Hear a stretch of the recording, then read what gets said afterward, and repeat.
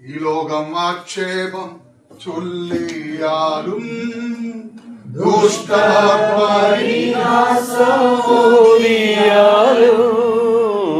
ഈ ലോകം ആക്ഷേപം ചൊല്ലിയാലും ദുഷ്ടർ പരിഹാസം ഓതിയാലും പ്രാണനാഥൻ പോയതായ പാദമതി പ്രാണനാഥൻ പോയതായ പാദമതി യേശു എൻ പക്ഷമായി തീർന്നതിനാ എന്തോരാനന്ദമീ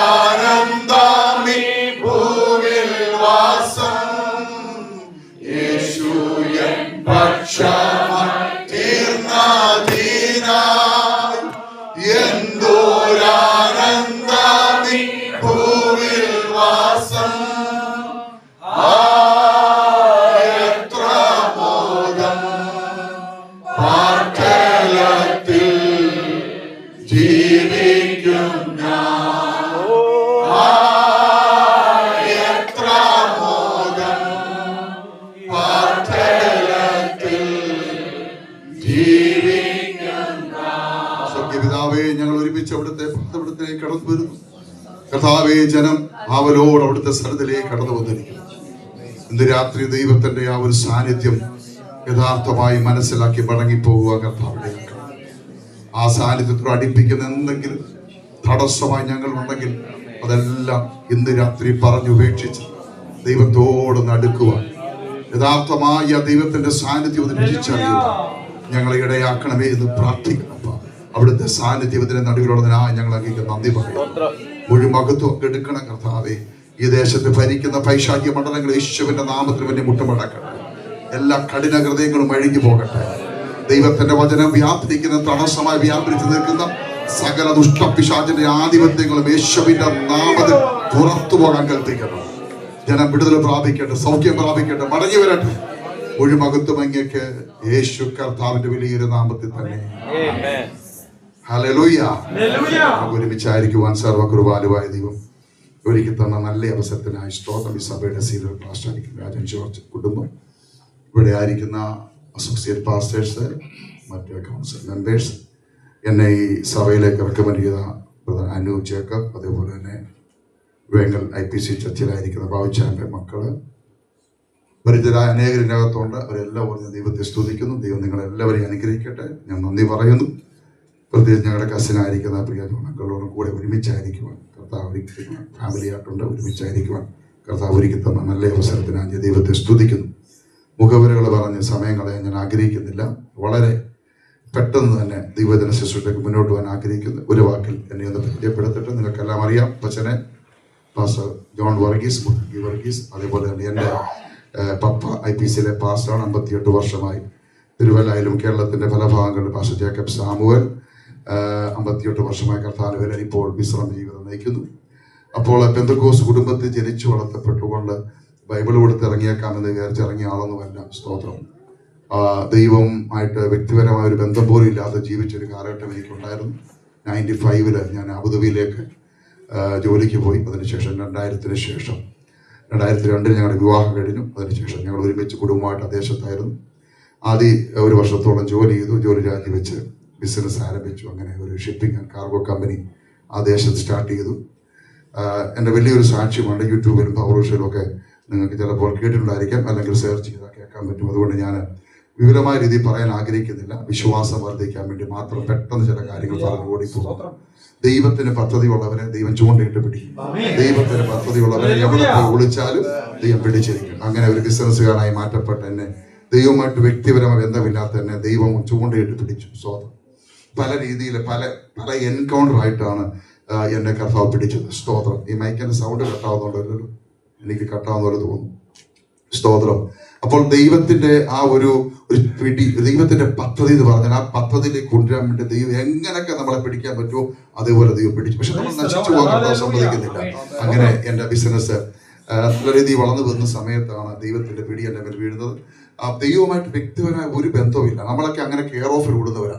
അപ്പൻ പാസ്റ്ററാണ്, വല്യപ്പച്ചൻ പാസ്റ്ററാണ്, അതുകൊണ്ട് ഇങ്ങനെ കെയർ ഓഫിൽ അങ്ങ് ഓടുക. അങ്ങനെ കെയർ ഓഫിൽ ഓടിയ കാര്യം നടക്കുന്നത് ദൈവപരമായിട്ട്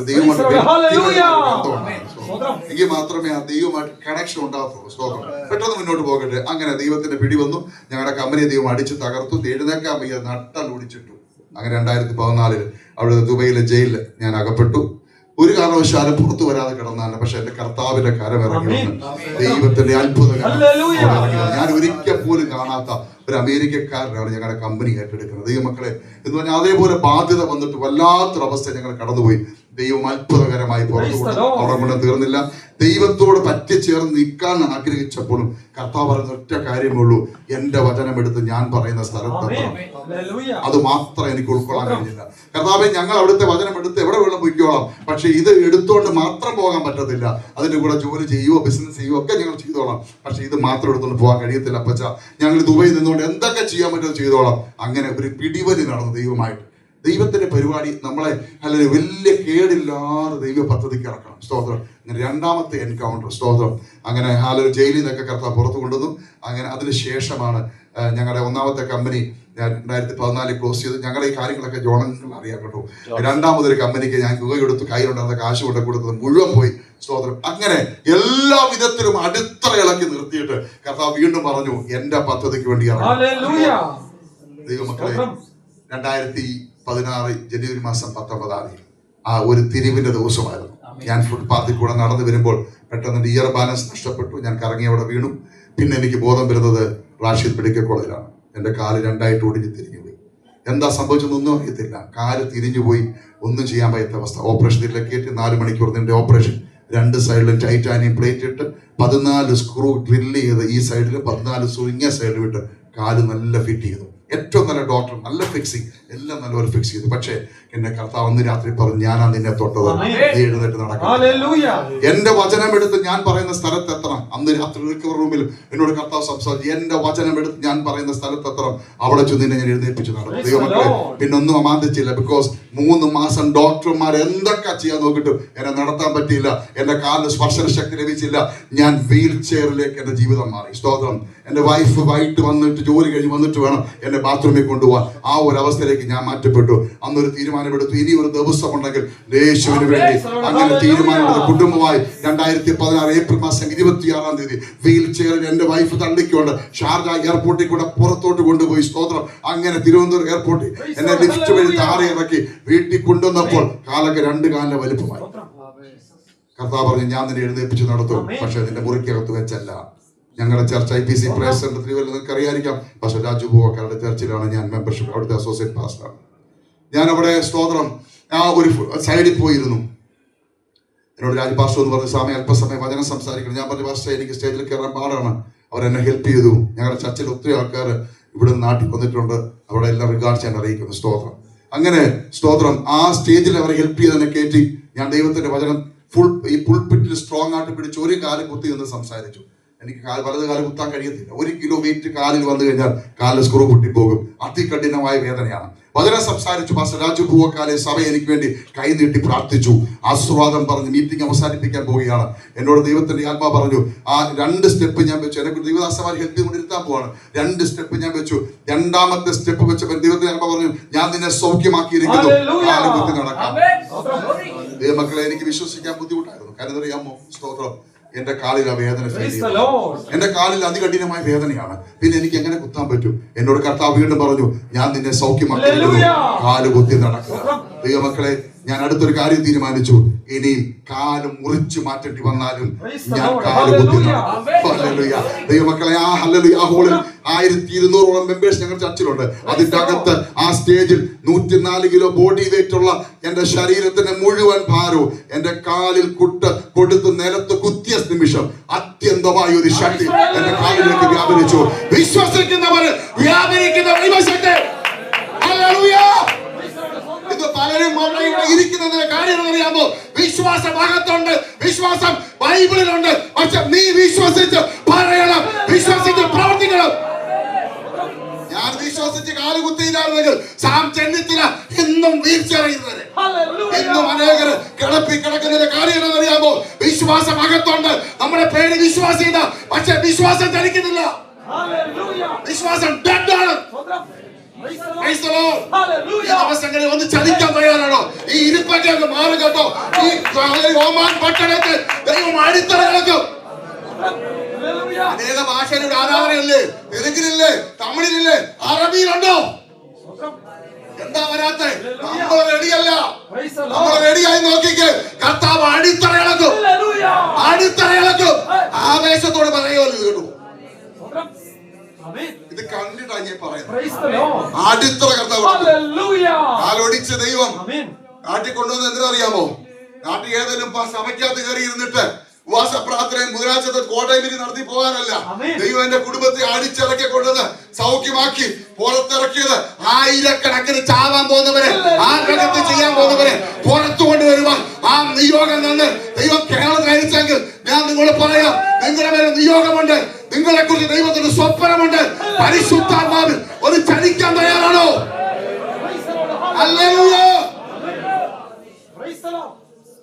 ഓടിപ്പോവാ. യൂട്യൂബിൽ കിടപ്പുണ്ട്, ബാക്കി കേട്ടാ മതി. സൗഖ്യമായ അന്ന് രാത്രിയിൽ ഞങ്ങളുടെ വിഷൻ കർത്താവ് വെളിപ്പെടുത്തി.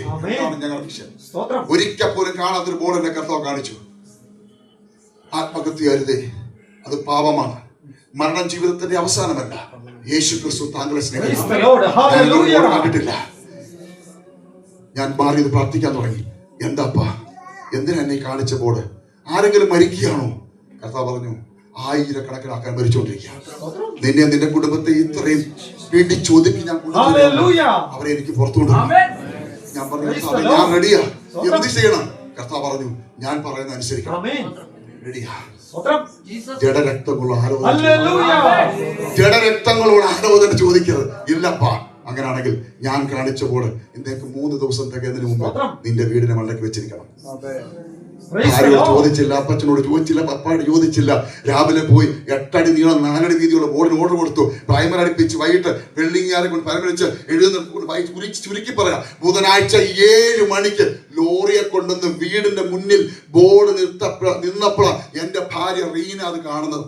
സ്തോത്രം. ഹല്ലേലൂയ. വേളി ഫിറ്റ് ചെയ്തു. അവര് പോയി. ഗേറ്റ് ഞാൻ പൂട്ടി.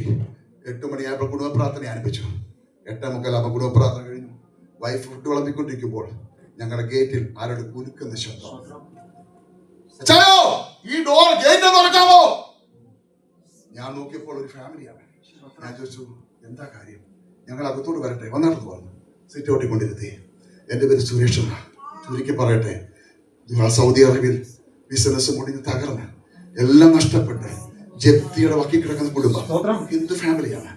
അവർ ജീവിതത്തിൽ കടം മേടിക്കാവുന്ന സ്ഥലത്തെല്ലാം മേടിച്ചു. ഒരു രക്ഷയില്ല. വീട് ജപ്തിയിലേക്ക് പോകുന്നു. ആരോട് കടം മേടിക്കാൻ പോയിട്ട് തിരിച്ചു വരിക. കല്ലുമൂടി ജംഗ്ഷനിൽ ഇറങ്ങിയിട്ട് ഒരു റോള് മഞ്ഞ കയറും മേടിച്ചോണ്ട് പോവുക.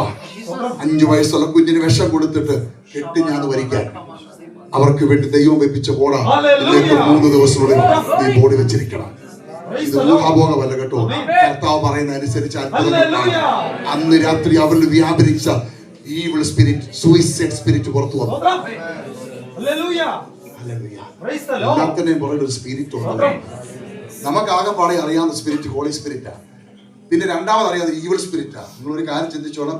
ഈവിൾ സ്പിരിറ്റ് പാലസ് പാർട്ടായിട്ട് തിരിഞ്ഞ പരിപാടി നടത്തിക്കൊണ്ടിരിക്കുന്നത്.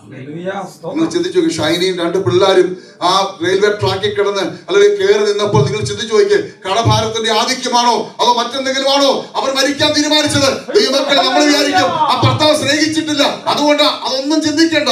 ചീറി പാഞ്ഞു വരുന്ന ഒരു ട്രെയിനിന്റെ മുന്നിൽ ഒരു പെൺകുട്ടി 2 പിള്ളേരെ പിടിച്ച് നിൽക്കണമെന്നുണ്ടെങ്കിൽ അവിടെ വ്യാപരിക്കുന്ന ധൈര്യം നിങ്ങൾക്ക് അറിയാമോ?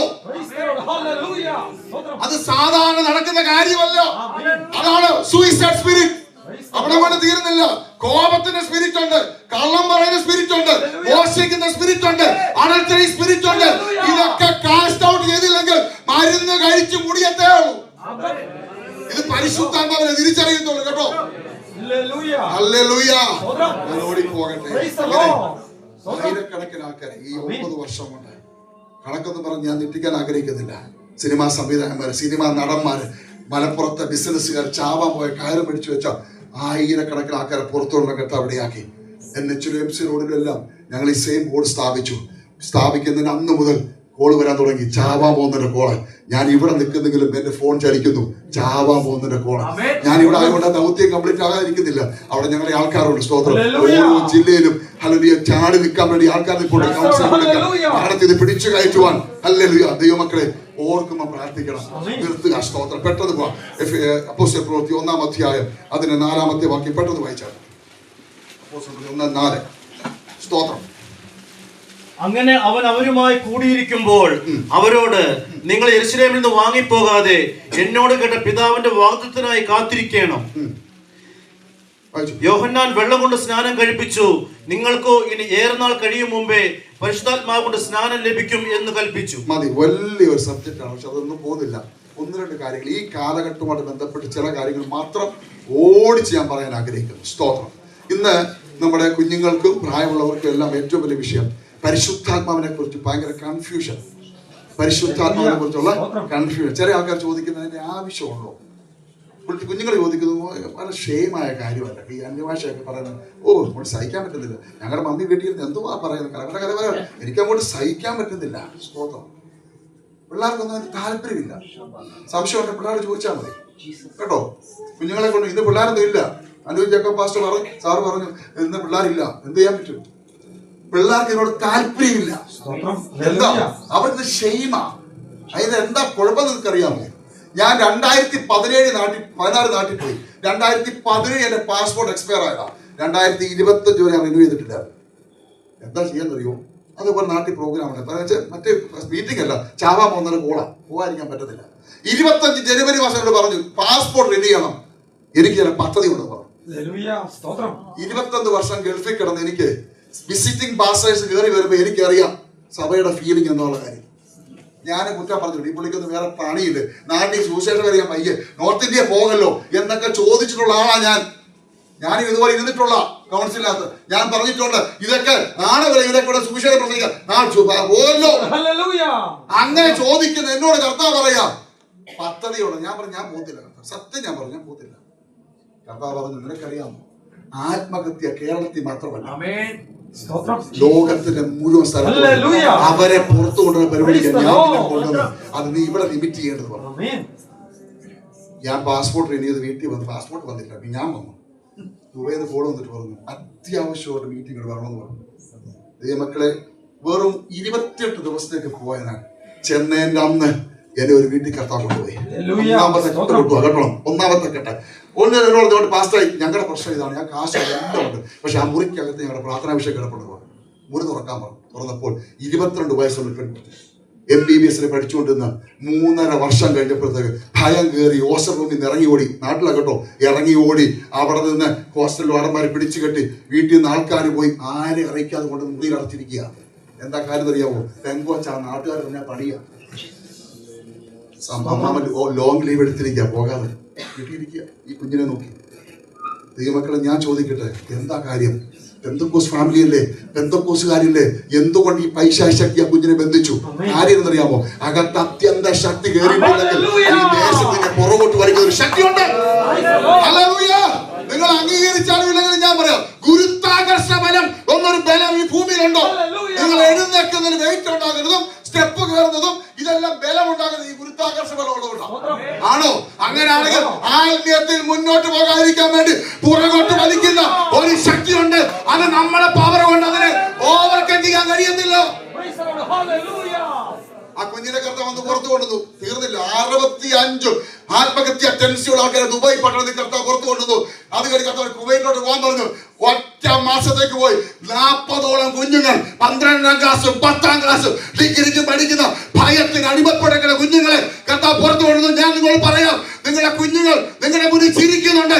അവർ കെട്ടപ്പെട്ട അവസ്ഥയിലാണ്. അവർ നിങ്ങളോട് തുറന്നു പറയാത്ത അവസ്ഥകളുണ്ട്. എന്ത് ചെയ്യണം പാസ്റ്ററെ? ഒന്നിൽ അവർ ആത്മാവിനെ പ്രാപിക്കണം, അല്ലെ നിങ്ങൾ പ്രാപിച്ചിട്ട് അവിടെ തലേ നിങ്ങൾ കൈവെക്കണം. ഒന്നിൽ അവർ പ്രാപിക്കണം, അല്ലെ നിങ്ങൾ പ്രാപിച്ചിട്ട് അവിടെ തലേ കൈവച്ചിട്ട് അഭിഷേകത്തോട് പ്രാർത്ഥിക്കണം.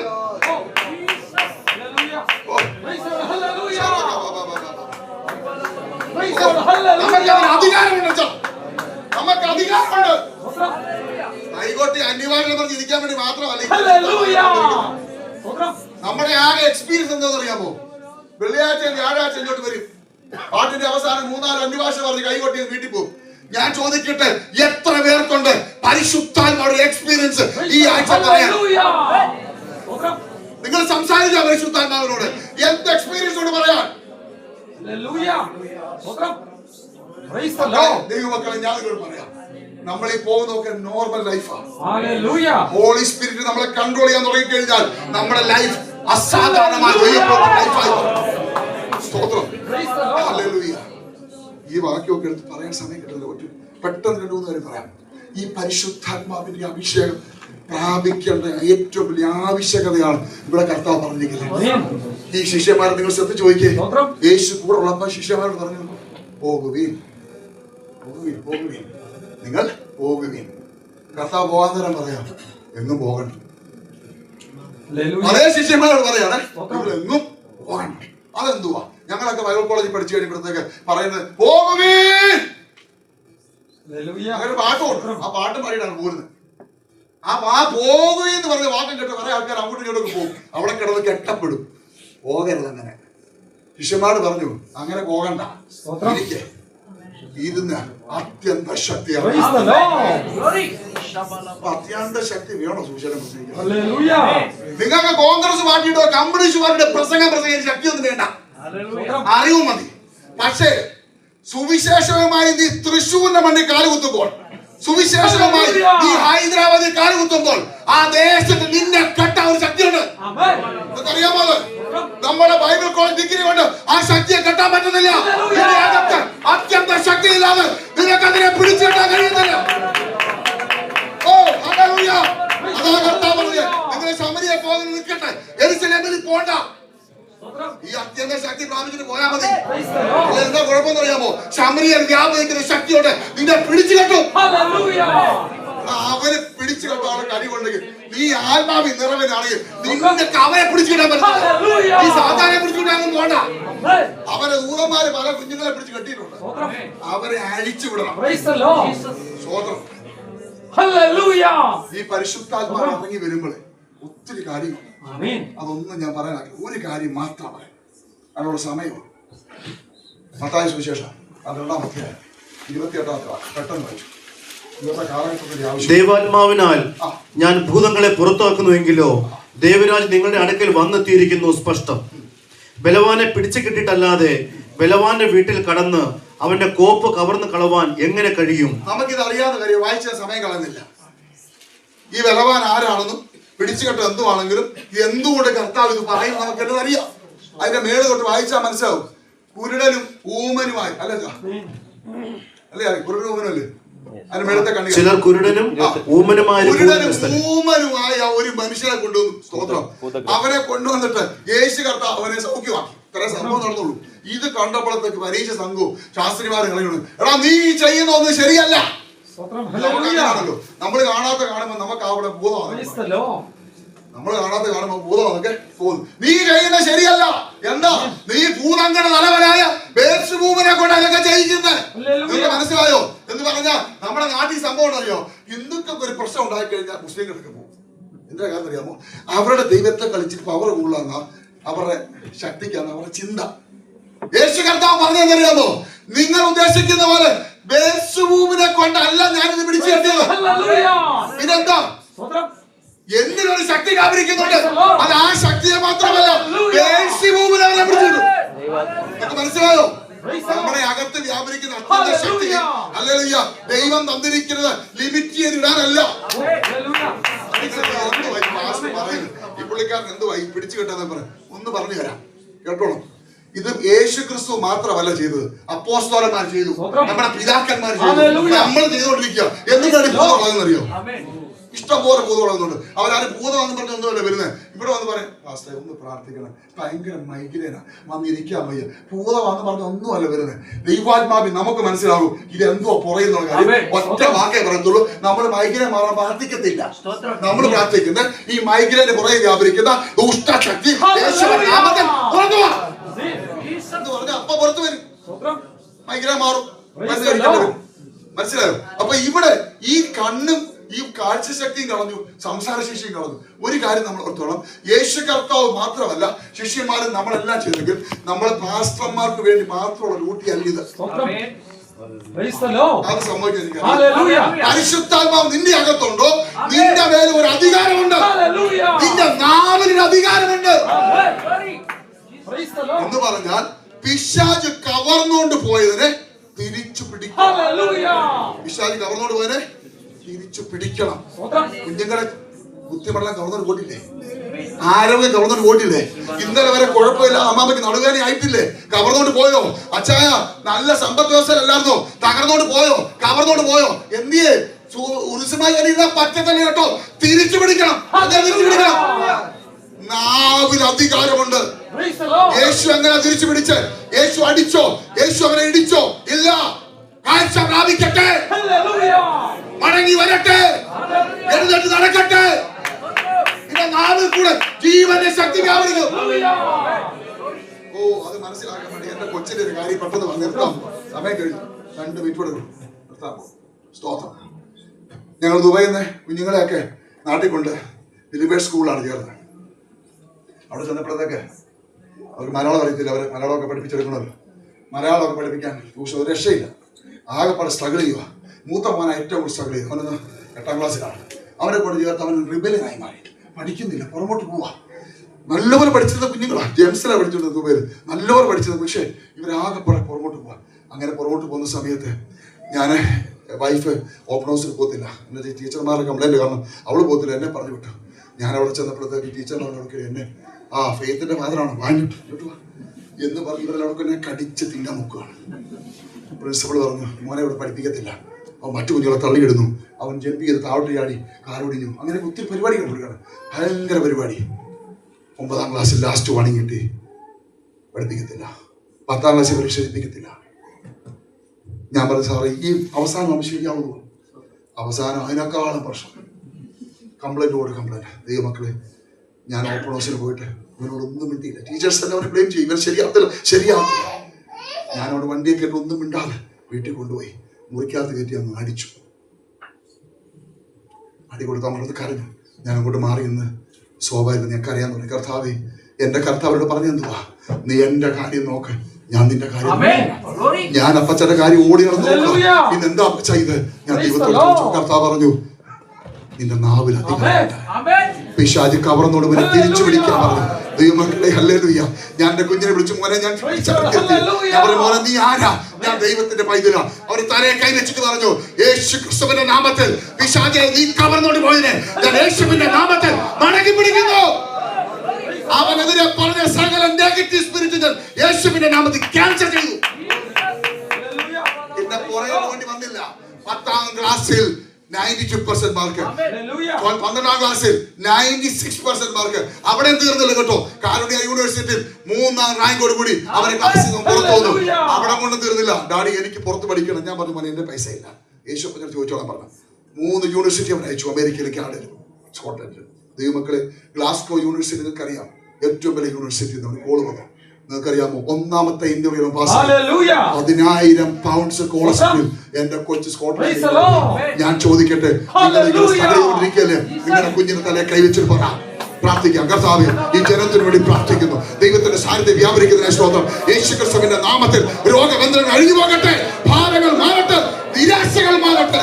യേശു ക്രിസ്തുവിന്റെ നാമത്തിന്റെ ശക്തി കുടുംബത്തിലേക്ക് വ്യാപരിക്കട്ടെ. കർത്താവേ, ബലമുള്ള കരത്തിലേക്ക് എത്തിക്കുന്നു. യേശു കർത്താവിന്റെ വലിയ നാമത്തിൽ തന്നെ ആമേൻ. എനിക്ക് ഇത്രയും സമയം തന്ന കർത്താവിന്റെ ദാസന്, സഭയ്ക്ക്, കൗൺസിലറിന് നന്ദി അറിയിക്കുന്നു. ദൈവം നിങ്ങളെ അനുഗ്രഹിക്കട്ടെ.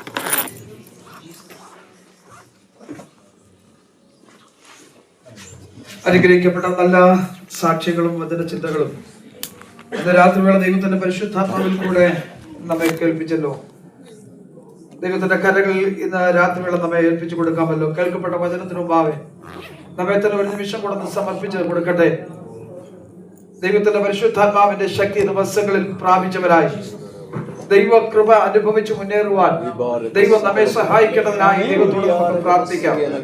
ദൈവശക്തി പ്രാപിച്ചാൽ നമ്മുടെ എല്ലാ പ്രശ്നങ്ങൾക്കും ദൈവത്തിന്റെ പരിശുദ്ധാത്മാവിന്റെ ശക്തിക്ക് മുൻപിൽ പിടിച്ചു നിൽക്കുവാൻ കഴിയുന്ന യാതൊരു ശക്തികളുമില്ല. സ്തോത്രം. ഒരുപക്ഷെ നമ്മെ തകർത്തുവാൻ വരുന്ന ശക്തികൾക്കെതിരെ ആത്മനിറവില്ലെന്നതിനെതിരെ പോരാടുവാൻ നമ്മൾ തയ്യാറാകരുത്. ദൈവശക്തി പ്രാപിച്ച ദൈവമക്കളെ പൈശാചിക മണ്ഡലങ്ങളോട് പോരാടുവാൻ നമ്മൾ തയ്യാറാകട്ടെ. കഴിഞ്ഞ നാളുകൾ പ്രാപിച്ച ശക്തി പോരാ, ഒരു പുതുക്കപ്പെട്ട അഭിഷേകത്തിന്റെ ശക്തിയുടെ ആ വ്യാപാരം നമ്മൾ ഉണ്ടാകുവാൻ ആത്മാവിന്റെ ശക്തിയാൽ നമ്മൾ നിറയപ്പെട്ടവരായി അന്ധകാലത്തിന്റെ ശക്തികളോട് പോരാടുവാൻ ഈ ദിവസങ്ങളെ ഏൽപ്പിച്ചു കൊടുക്കട്ടെ.